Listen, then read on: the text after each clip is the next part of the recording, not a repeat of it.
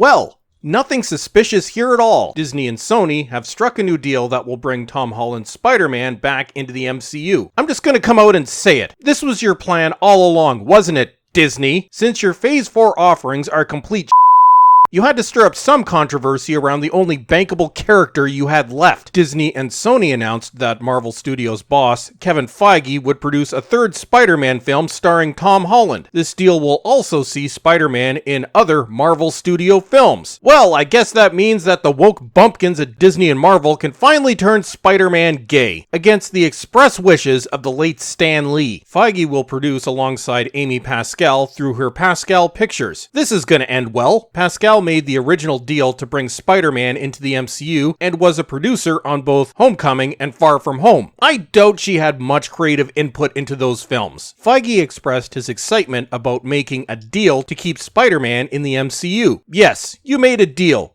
Sure you did. Nothing was predetermined at all. I am thrilled that Spidey's journey in the MCU will continue, and I and all of us at Marvel Studios are very excited that we get to keep working on it. You mean destroy it, like everything else. Spider-Man is a powerful icon and hero whose story crosses all ages and audiences around the globe. Soon to be a subject of mockery. He also happens to be the only hero with the superpower to cross cinematic universes. So as Sony continues to develop their own Spideyverse, you never know what surprises the future might hold. So, it's going to be a cross-universe disaster. Great! Amy Pascal added her own thoughts on the winning partnership. This is terrific. For woke Disney, not so much for real Marvel fans. Peter Parker's story took a dramatic turn in Far From Home, and I could not be happier we will all be working together as we see where his journey goes. This has been a winning partnership for the studios, the franchise, and the fans, and I'm overjoyed it will continue. It was nice knowing you, Spidey. We'll miss you. It was reported back in August that Sony and Marvel Studios and Disney had ended their deal that would keep Spider-Man in the Marvel Cinematic Universe. Surely this must have been on the up and up. I mean,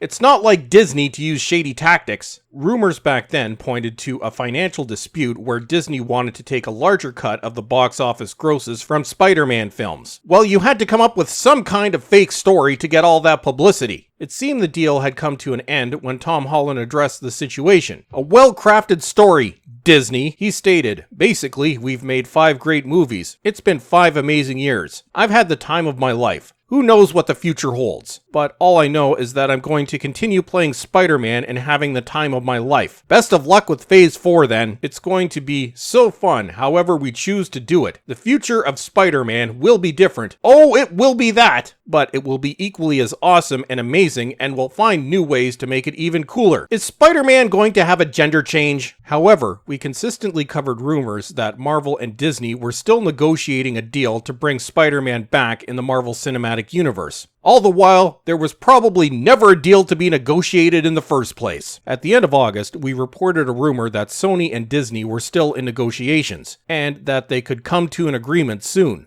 Then at the beginning of the month, we covered a rumor that a meeting between Disney and Sony would be taking place to renegotiate Spider-Man back into the Marvel Cinematic Universe.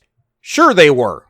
Both of those rumors turned out to be true. It just took a little longer for Sony and Disney to officially announce Spider-Man was back. Have fun with Captain Nasty, Spidey! Not only had the rumors been swirling that a deal to bring Spider-Man back was in the works, but what might have hinted at the confirmation was the launch of the Daily Bugle website and J. Jonah Jameson's exclusive on Spider-Man that dropped this week. Surely all to be about the dangers of men and toxic masculinity. It's likely J. Jonah Jameson had the inside track and we just didn't know it. I'm sure many people at Disney and Sony have the inside track. The release date for the third Spider-Man film will be July 16th, 2021. To be honest, I really don't care at this point. And that's it for today. Don't forget to subscribe and make sure you're still subscribed because YouTube is deleting subscribers, and check the channel every now and then for notifications because YouTube has decided they are no longer sending them out. And don't forget to follow me on Twitter. And as always, everyone, thank you for watching and have a great day.